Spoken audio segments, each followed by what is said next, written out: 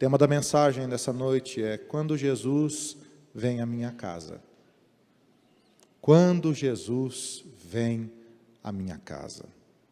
O texto começa no versículo 40, dizendo: ao regressar Jesus, a multidão o recebeu com alegria, porque todos o estavam esperando. A primeira pergunta que vem ao meu coração é: regressar de onde? De onde Jesus está regressando? Os capítulos 7 e 8 de Lucas são muito intensos.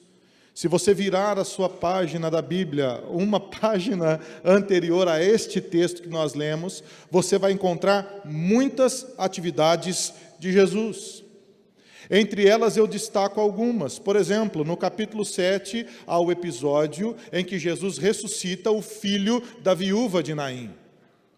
É um fato estrondoso, alguém que estava sendo levado num ofício fúnebre, num cortejo fúnebre, é ressuscitado por Jesus. Essa fama de Jesus, esse poder de Jesus, se espalha por todo mundo conhecido na época. João Batista, que era um profeta famoso, que tinha muitos discípulos, ele assistia no deserto, e as pessoas saíam dos grandes centros e iam até o deserto, onde João Batista estava, para receberem de João o batismo para o arrependimento. João Batista, que é profeta, que é famoso, dá testemunho de Jesus.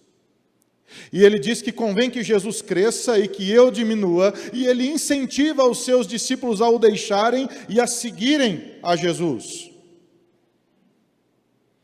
Ao encontrar-se com Jesus, as pessoas têm reações surpreendentes, como a reação daquela pecadora que se ajoelha aos pés de Jesus, que lava os seus pés com lágrimas e enxuga os pés de Jesus com os seus cabelos. E o Senhor Jesus diz que aquela mulher, mesmo sendo impura, o recebeu com pureza em sua casa. O texto no capítulo 8 começa de uma forma impressionante. Creio eu que decorrente à fama de Jesus, decorrente aos fatos que aconteceram até o capítulo 7, o Senhor Jesus acelera o seu ministério. E ele vai por todas as cidades, por todas as aldeias, pregando e anunciando o evangelho do reino de Deus. Os 12 discípulos seguem Jesus. Eles estão aprendendo o ministério com Jesus. E de cidade em cidade, pessoas são curadas, pessoas são libertas de espíritos imundos, atividades malignas são desfeitas pelo poder do nome de Jesus. O Senhor Jesus liberta pessoas, pessoas encontram o sentido da vida, percebem Deus, percebem a glória de Deus e percebem que o reino havia vindo em Cristo Jesus. A palavra do Senhor diz que as mulheres passam a assistir o ministério de Jesus e ajudá-lo no seu ministério. No capítulo 8 de Lucas, o Senhor Jesus conta as parábolas da semente, do semeador e a parábola da candeia. Jesus acalma a tempestade. Numa viagem muito atribulada, enquanto ele dormia, os seus discípulos, apavorados e temendo pela vida, se desesperam em alto mar, no mar da Galileia, e o mestre acorda e com sua palavra acalma a tempestade e impressiona o coração dos discípulos. Quem é esse? Quem é esse que até o mar, que até os ventos obedecem à sua voz?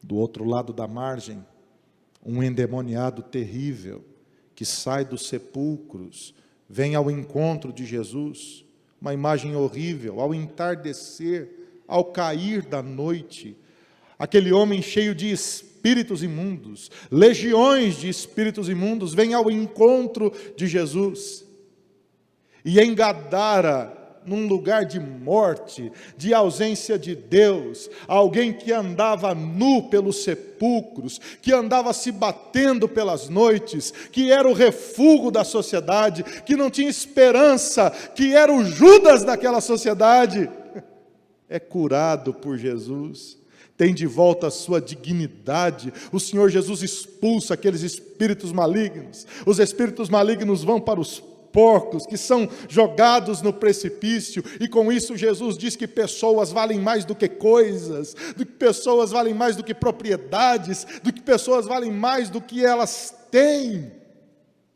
Aquele homem é liberto, e é de lá que o Senhor Jesus volta para outra margem do rio. E quando ele regressa, as pessoas o estão esperando. Esperando porque tinham em Jesus talvez a solução para os seus problemas, porque elas se dirigem a Jesus para resolverem os seus conflitos, para levarem os seus enfermos, para levarem a Jesus pessoas perturbadas por atividades malignas, para levarem a Jesus tudo aquilo que eles não podiam resolver. E começa assim, nesse ambiente de tensão, da realização plena do reino de Deus, no meio dos problemas reais das pessoas. Porque é assim que o reino de Deus vem. O reino de Deus invade o reino da humanidade. O reino de Deus invade o reino que foi encharcado pelo pecado. Em Cristo, Deus eterno tocou o temporal. E esse temporal efêmero, finito, aprisionado nessa distância de Deus por causa do pecado, é invadido pela graça. E o Senhor Deus se encontra com as pessoas no local do seu sofrimento. Ele decidiu, como diz João no capítulo 1, no verso 14, ele decidiu habitar entre nós. E porque Jesus decidiu habitar entre nós, nós vimos a sua glória, glória como a do unigênito do Deus Pai. Eis que veio um homem, versículo 41, chamado Jairo, que era chefe da sinagoga, e prostrando-se aos seus pés, lhe suplicou que chegasse até a sua casa. Quem era Jairo? É interessante que o nome Jairo significa aquele a quem Deus ilumina. Esse é o significado do nome de Jairo. Jairo é o chefe da sinagoga, um dos chefes da sinagoga.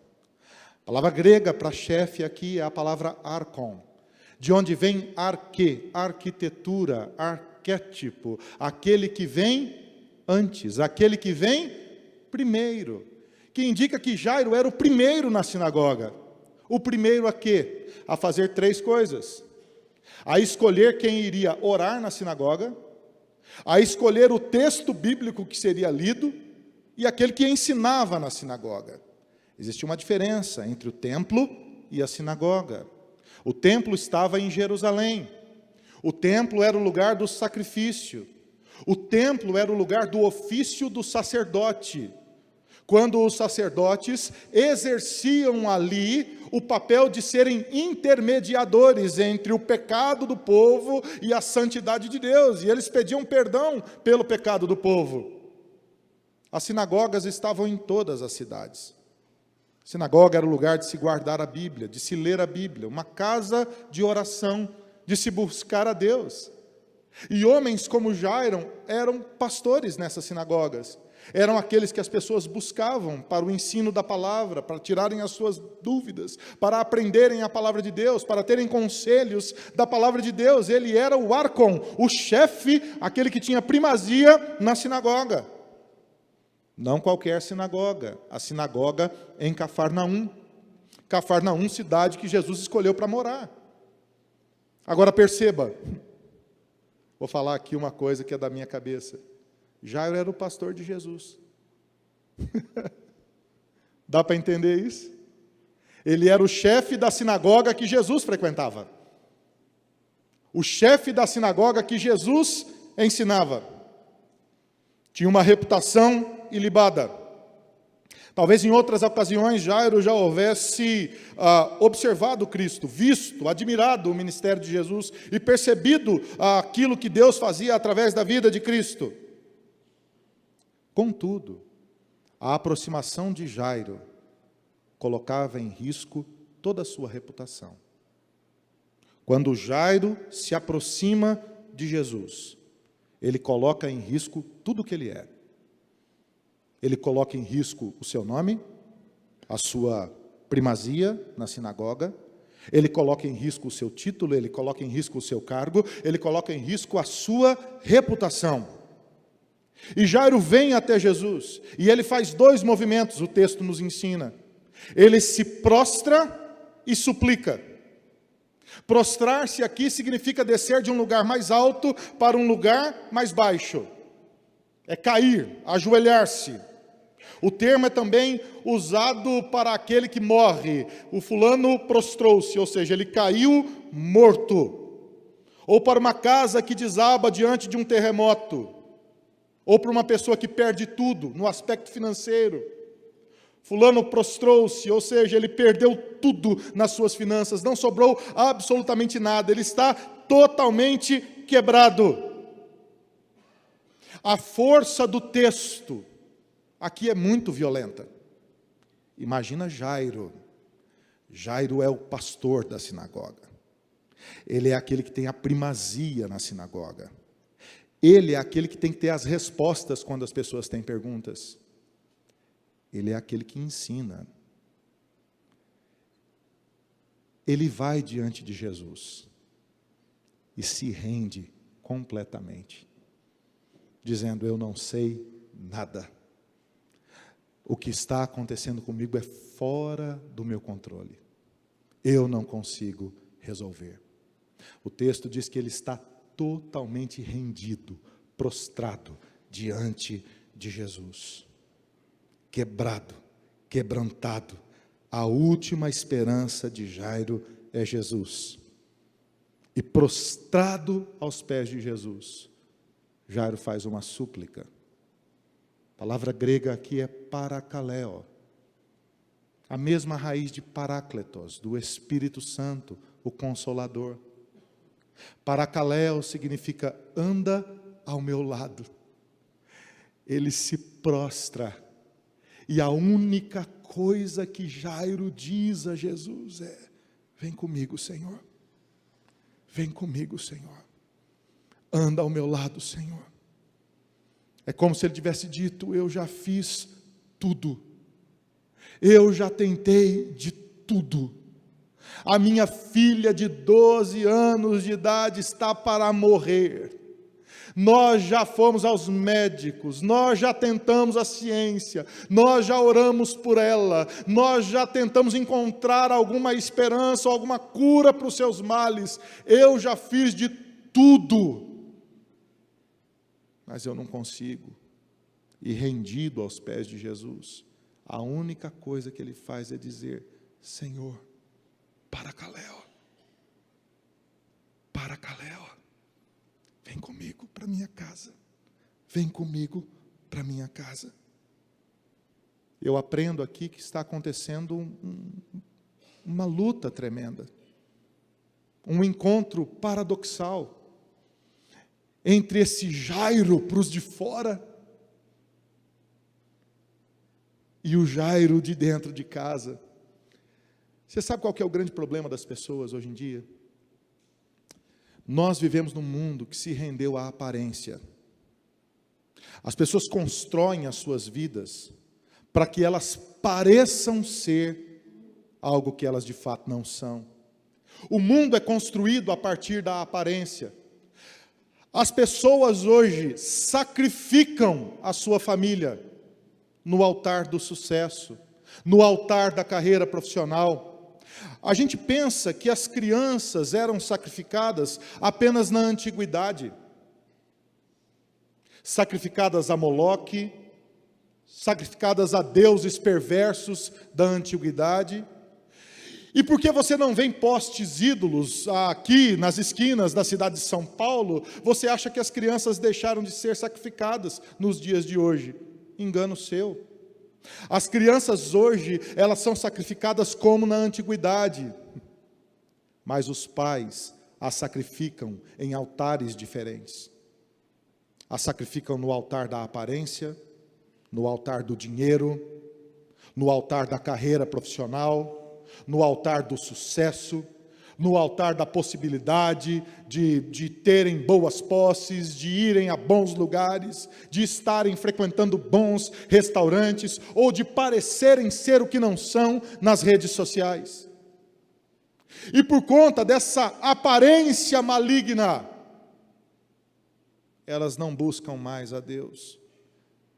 Você entende que quando Jairo se prostra diante de Jesus, ele está dizendo: Senhor Jesus, tudo o que eu fiz, tudo o que eu tenho, toda a compreensão de vida que eu tenho é menos importante do que a tua palavra, porque tudo o que eu fiz não pode salvar a minha filha que está morrendo. Esse é o Jairo de dentro, aquele que de fato está desesperado, perdido, sem forças, quebrado, sem ter como lutar. Esse pai abre mão da sua posição, se prostra e suplica: venha à minha casa, Jesus. Para Caléu, por favor, Jesus, venha para a minha casa. O interessante é que Jesus concorda. E eles saem juntos. A cena é fantástica, porque Jesus decide ir, mas há uma multidão entre a casa de Jairo e Jesus. Há uma multidão. E a multidão começa a comprimir o Senhor Jesus. E de fato, todas aquelas pessoas têm problemas para serem resolvidos. E diante dessa súplica, desse clamor, há uma interrupção inesperada. De repente, Jesus para. E no versículo 45 ele diz: quem me tocou? Quem me tocou? Todos tocaram. E ninguém tocou. Todos negaram. Que pergunta é essa? Quem me tocou? Mestre, as multidões te apertam e te oprimem. E o Senhor diz: quem me tocou? O verso 46 diz: contudo, Jesus insistiu: alguém me tocou. Alguém me tocou. Porque eu percebi que de mim saiu poder. Vendo a mulher, que não podia ocultar-se, porque Jesus também não ia sair daquele lugar até que isso acontecesse. De fato, ele sabia quem o havia tocado, o Deus soberano. Aproximou-se trêmula e, prostrando-se diante dele, a declarou à vista de todo o povo, a causa por que ele havia tocado e como imediatamente havia sido curada. Aquela mulher estava enferma há 12 anos. Ela gastara tudo o que tinha com os médicos. Durante o seu período menstrual, a mulher era considerada impura em Israel. Pela lei mosaica, esta mulher estava impura há 12 anos. Você imagina o que é isso? Você viver com a convicção de que você é impuro por 12 anos? Por 12 anos. Todo dia ela acordava impura. Ela gastou tudo o que ela tinha. Tudo. O dinheiro, o recurso, a força, até mesmo o desejo de ser curada. Tudo havia terminado. Por 12 anos ela carregava esta enfermidade com ela. Quantos anos tinha a filha de Jairo? 12 anos. O tempo é muito relativo quando a gente olha para o tempo na perspectiva do Senhor. Para a mulher, 12 anos é muito tempo. É muito tempo para estar doente por 12 anos. Para Jairo, sua filha viveu muito pouco tempo. São apenas 12 anos de vida. E minha filha está prestes a morrer. Eu pergunto para você, diante dos problemas que você enfrenta na vida, o que é o tempo? O que é o tempo diante das crises que você enfrenta? O que é o tempo diante das crises que você enfrenta na sua casa, na educação dos seus filhos, na condução do seu casamento, quando os seus filhos já se casaram, foram para os seus próprios lares, e você agora está em casa, com o ninho vazio, apenas você e a sua esposa, e vocês enfrentam problemas que não enfrentavam antes, esses problemas afloraram por conta da ausência dos filhos,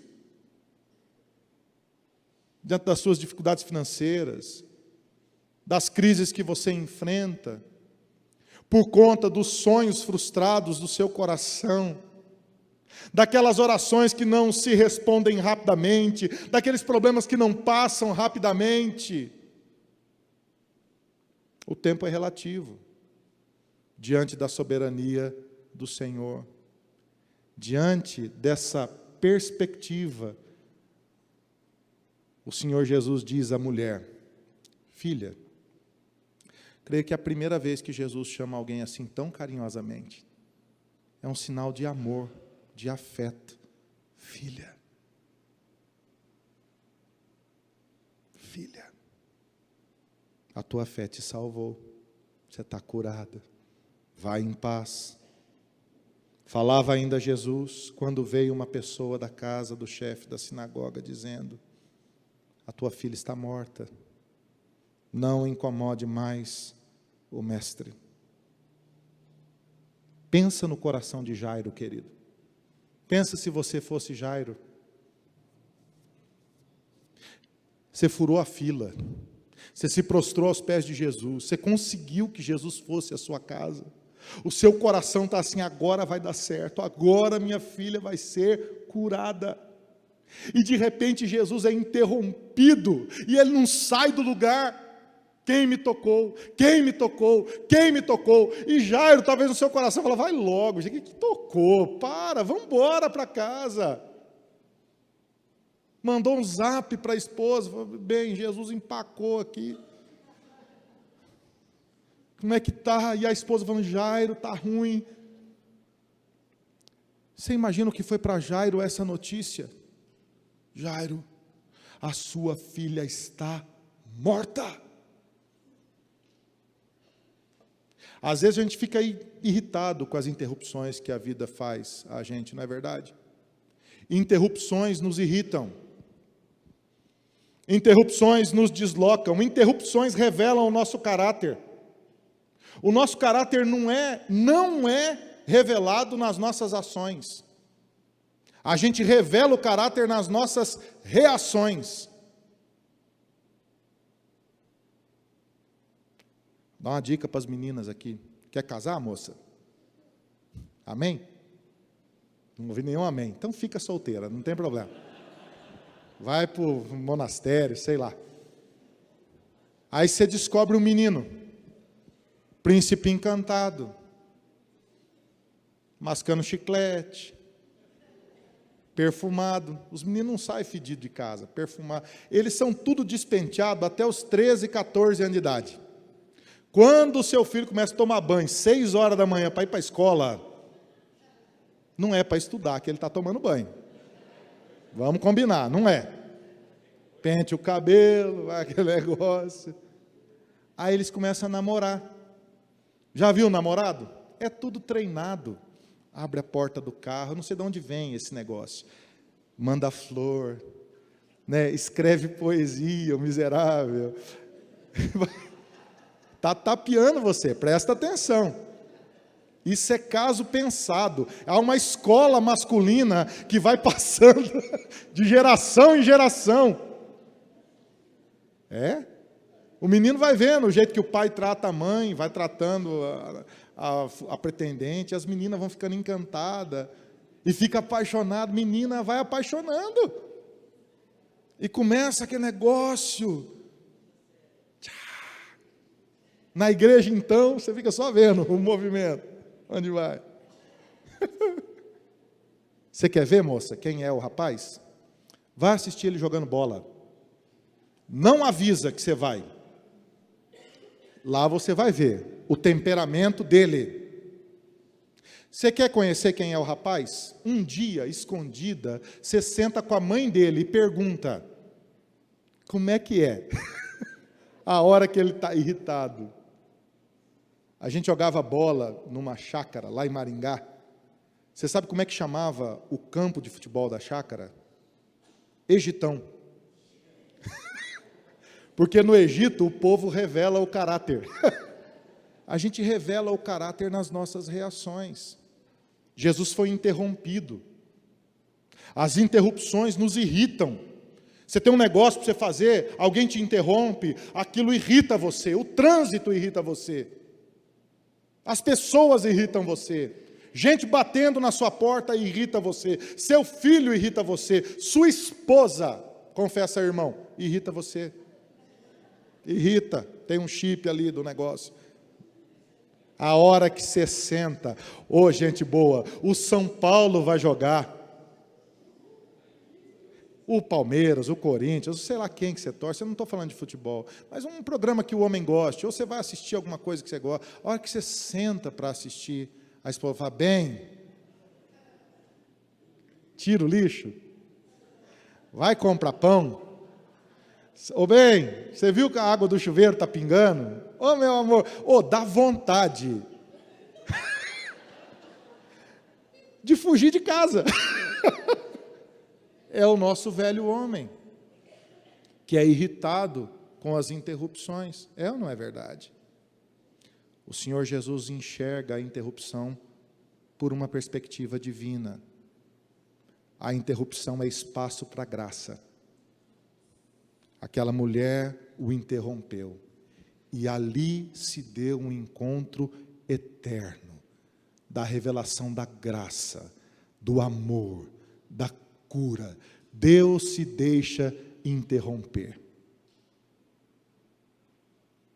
Jairo está desesperado.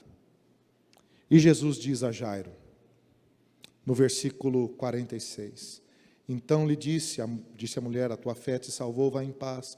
48, 49, falava ele ainda quando veio uma pessoa da casa do chefe da sinagoga, dizendo, a tua filha já está morta, não incomodes mais o mestre. Versículo 50, mas Jesus, ouvindo isso, lhe disse, não temas, crê somente. Não temas, crê somente, e ela será salva. É interessante, porque a nossa vida, ela acontece nesse intervalo da vontade de Jesus. A sua filha está morta. Aquela não é a última notícia. Não incomodes mais o mestre. Aquela não é a última notícia. Depois dessa notícia terrível, há a palavra de Jesus. Mas, entretanto, todavia, contudo, porém, a palavra de Jesus. A palavra de Jesus está acima das circunstâncias, acima das expectativas, acima das sentenças, acima das compreensões, dos diagnósticos. A palavra de Jesus está acima de qualquer outra coisa. E Jesus, de uma forma soberana, diz três coisas, presbiterianamente, três coisas a Jairo. Ele diz, não temas, crê somente, ela será salva. Imagina o coração de Jairo. Ele tem duas notícias agora. Uma notícia, sua filha está morta, e a outra notícia de Jesus. Não tenha medo. Crê somente, ela será salva. Querido, os médicos dizem, é câncer. Mas a minha pergunta é, o que Jesus diz? O cônjuge diz, acabou, não dá mais. Mas o que Jesus diz? Os pais disseram para a criança, você não vai dar nada, você não é nada, você é um estorvo, você é uma derrota. Mas o que Jesus diz a respeito daquela criança? Os colegas de trabalho dizem, o seu chefe diz, as pessoas dizem, você é inadequado, você é inútil, você não serve. Mas a pergunta é, o que Jesus diz? Mesmo que tudo diga, não vai dar, a sua pergunta tem que ser, qual é a palavra de Jesus? O povo de Deus deve viver, nesse intervalo da palavra de Jesus, até que a palavra de Jesus fale ao seu coração. Não se mova, não tema, não se desespere, não entregue os pontos, não tenha medo, creia, porque a palavra de Jesus é maior do que qualquer outra circunstância.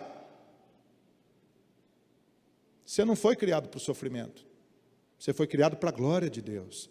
Você foi criado para a glória de Deus. Você não foi criado órfão, você é filho de Deus. E você precisa crer na palavra de Jesus para a sua vida, nas promessas de Jesus para a sua vida. Você precisa se levantar na sua casa como alguém que foi alcançado por esse intervalo santo da vontade de Jesus. Mesmo quando tudo diz o contrário. Até que Jesus chega à casa de Jairo. E é interessante porque o verso 51 começa dizendo: tendo Jesus chegado à casa, a ninguém permitiu que entrasse com ele, senão Pedro, João, Tiago, e bem assim os pais da menina. E todos choravam e pranteavam. É interessante que essas duas palavras aqui são muito fortes. Todos choravam. E choro aqui significa dor, tristeza, é choro incontido por causa do velório, da morte. Há muita dor no ambiente. E todos pranteavam. Pranto e choro parece ser sinônimo em português, mas no grego não é. Prantear, no original aqui, significa cortar, derrubar, bater. Eles estão literalmente batendo no peito. E eles estão gritando e colocando para fora a dor. É isso que eles estão fazendo. Há muita tristeza, desespero, choro, gritos, palavras soltas ao ar, revelando a tristeza que está no coração. As pessoas não entendem como pode ter morrido aquela menina. Esse é o ambiente que Jesus encontra na casa de Jairo. É interessante que Jesus visita a nossa casa nesses momentos de dor. E a pergunta que eu faço para você nessa noite é: o que Jesus encontra lá na sua casa? Qual é o ambiente da sua casa? Quais são as dores, os prantos, os desejos incontidos, as lutas, as frustrações? Quais são os dramas? Quais são as mortes da esperança que alcançaram a sua casa e que geraram dor no seu coração? É interessante que Jesus invade esse ambiente de dor. Ele invade esse ambiente de choro e pranto, esse ambiente confuso do grito, da tristeza sendo expressa e da incompreensão. Jesus caminha pelo caos humano, sem medo. É interessante que a gente tem medo do caos, não é verdade? A gente tem medo dos problemas, a gente não gosta de sofrer. Tem gente que toma aspirina de prevenção da dor de cabeça, porque ele não gosta de sofrer. Tem gente que não vai no dentista, porque tem medo de sofrer. A gente tem medo dos sofrimentos que a vida vai gerando a nosso coração, porque a gente acha que Deus não está no sofrimento. Deixa eu dizer uma coisa para você: o Senhor nos visita em meio ao caos, às dores e às lutas das nossas vidas. Há casas que lutam com a enfermidade, há casas que lutam com relacionamentos falidos, há casas que lutam com filhos que se perderam, que estão distantes de Deus, há casas que lutam contra fortes crises financeiras, contra o desemprego, contra a falência, contra dívidas. Há casas que lutam porque elas não conseguem se manter em pé. Há casas que lutam com frustrações profundas, difíceis. raras, não muito fáceis de serem resolvidas. Jesus visita o caos. A casa de Jairo está um caos. Há pranto, grito, dor, tristeza. E é interessante que, enquanto todos choravam, Jesus diz: não choreis, ela não está morta, ela dorme. E a turma na casa de Jairo, para mim, revela uma bipolaridade emocional. Porque olha o que o texto diz no versículo 53. E riam-se dele. O cara está chorando. E agora eles começam a rir. E não é apenas um riso de alguém que está tirando sarro do que Jesus está falando, mas é um deboche. É uma afronta. Eles começam a afrontar Cristo por sua palavra, porque sabiam que a menina estava morta. Rir aqui significa insultar, ridicularizar, desrespeitar, não aprovar. Eles partem do choro para a ridicularização e para o desrespeito imediatamente. E o clima que antes era de desespero, agora é de deboche, de ironia, de desprezo por Jesus. Interessante que Jesus estava ali, aquele que cura todas as pessoas, que ressuscita os mortos, que a sua voz comanda os mares e a natureza, aquele que é o Senhor do universo, está diante deles, e eles não percebem, porque a sua compreensão equivocada da vida os leva a ridicularizar a palavra de Deus. Você conhece gente assim? Que se acha tão inteligente para resolver a vida, mas que age com ignorância e estupidez com o outro, porque não consegue perceber a graça de Deus. E quando a coisa aperta, eles apelam ou para o choro desenfreado, ou para a ridicularização e para a ignorância. De gente que consegue condenar o outro, massacrar o outro, que não percebe a presença santa de Deus naquele ambiente. Deixa eu dizer uma coisa para você, queridos. Nós estamos falando nesse mês aqui sobre fidelidade na família. Cristo visita fielmente a sua casa, mesmo que a sua casa esteja no caos. E Ele não teme o caos, a tempestade acalma diante da sua voz. E muitas vezes nós não percebemos a presença santa de Jesus. E a gente parte para esses dois opostos. Ou a gente se desespera, e chora, e lamenta, e não vê saída.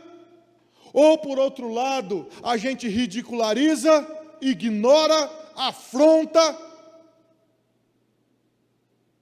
e a casa vira um caos maior ainda do que era, porque a gente não percebe a simples, profunda, excelsa, eterna, maravilhosa presença de Jesus.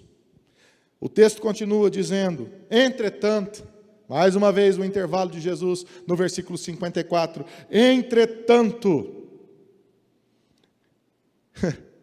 de novo aqui, queridos, Jesus não considera nem a dor e nem a ridicularização. Você entendeu aí? Não é nem a sua dor e nem a sua revolta que movem o poder do Senhor. O poder de Deus é livre. Deus tinha uma vontade para ser feita ali naquela casa. Assim como Deus tem uma vontade para ser feita na sua casa, na vida dos seus filhos, na vida da sua família. Entretanto, Jesus é livre. Às vezes eu fico pensando, aplicando um pouco esse conceito, os pais se desesperam demais na educação dos seus filhos. Se apavoram demais. E eles vão chaveando do desespero para a falta de fé. Os casamentos, eles são construídos nesses dois espaços. Tem pessoas que vivem a sobressaltos. Elas estão bem hoje, mas dá um problema para você ver onde é que vai parar. Ou elas se desesperam, minha vida acabou, meu casamento acabou, tudo acabou, você não presta, ninguém mais presta, o mundo não presta, eu vou morar em Marte, eu sei lá o que eu vou fazer da minha vida. Ou elas vão para o outro extremo, da afronta, da dureza de coração. O Senhor Jesus diz que é por isso, por causa da dureza do nosso coração, que os divórcios acontecem. São ambiguidades que a vida apresenta, que a gente não gostaria de viver, mas vive muitas vezes por causa da dureza do coração. E é a dureza do coração que é o motor que conduz o pecado. Às vezes alguém diz assim, fulano separou porque adulterou. Não é por isso. Não começou aí. Começou na dureza do coração. Porque pessoas que não adulteraram nunca também se separam. Vovô e vovó viveram juntos 60 anos. Um dia um olhou para o outro e falou, tchau. E foi embora. E quem segura o vô? Doido. Mas o vô lia a Bíblia, cantava salmo. Miserável. Você sabe o que conduziu o coração daquele homem? Por tantos anos? A dureza do coração. É a mesma atitude daqueles que ridicularizaram Jesus e não perceberam a presença santa de Jesus. Entretanto, Jesus, para terminar, tomou a menina pela mão e disse em voz alta. Interessante que o texto diz, em voz alta. Jesus podia ter falado assim, levanta. Mas ele fala em voz alta, por quê? Porque tem a turma que está debochando. Acho que ele deu uma olhada para fora assim e falou assim, menina, levanta, em voz alta, é a força do texto. Quem estava lá fora, porque nesse momento só está Jesus, Pedro, João, Tiago e os pais da menina, ele fala em voz alta, levanta, e a menina levanta. Dá um glória a Deus aí, querido. A menina levanta. Ei, Jesus é maravilhoso. Jesus é maravilhoso. Seus pais ficaram maravilhados. E Jesus fala, não conta nada para ninguém. Como? A menina estava morta, claro que vai contar para todo mundo. Algumas perspectivas para a gente terminar. Como é que ficaram aqueles que debocharam de Jesus, quando viram essa menina saindo do quarto, hein? Desespero, ridicularização, a menina sai andando. O que aconteceu aqui? Eu fico pensando, como é que ficou a menina? Eu acho que a menina nem viu o que aconteceu. Para ela dormiu e acordou. Mas ela é fruto de um milagre. Ela foi tocada pelo Senhor. Mas o que mais me impressiona mesmo é pensar em como ficaram Jairo e a sua esposa. Você sabe o que eu imagino? Pensa comigo, querido. Jesus foi embora. Aí ficou Jairo, a esposa e a filhinha.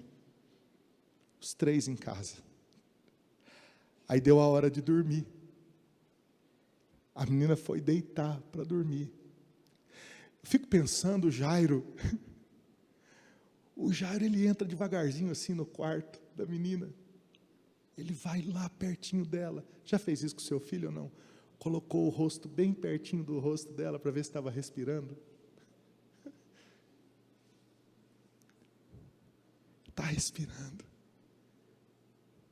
Ele fala assim, Senhor, graças a Deus. Era para ter um velório aqui em casa hoje, mas graças a Deus, porque o Senhor veio à minha casa. E porque o Senhor veio à minha casa, ao invés de morte nessa casa, a vida, a vida. Eu fico pensando no Jairo, voltando para o quarto dele, a esposa dele já está deitada, ele deita assim do lado dela, e a esposa fala assim, ô Jairo, obrigado Jairo, porque você trouxe Jesus até a nossa casa. Obrigado. Era para nossa filha estar morta, Jairo. Mas você convidou Jesus para vir à nossa casa. Querido, entenda uma coisa. Tudo muda na sua vida quando você convida Jesus para vir à sua casa. Ao invés de morte, vai existir vida na sua casa. Ao invés de desespero ou ridicularização, vai existir vida na sua casa.